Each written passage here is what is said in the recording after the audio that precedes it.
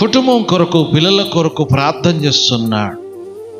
ఈ రోజున యజమానుడైనా యజమానురాలైనా పిల్లల నిమిత్తం కొరకై భారం కలిగి ప్రార్థన చేయాలి. ఎందుకనగా ఈ దినములో ఎలా కలిగి ఉన్నాయంటే భయంకరమైన దినాలలో ఉన్నారు. దినాలు ఎలా ఉన్నాయి? భయంకరమైన దినాలు.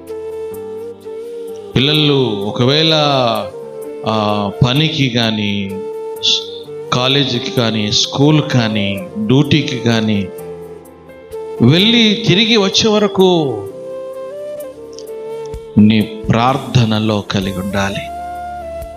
ఎందుకనగా లోకంలో వెళ్ళినప్పుడు జాగ్రత్తగా, ఎందుకనగా తిరిగి క్షేమంగా రావాలి.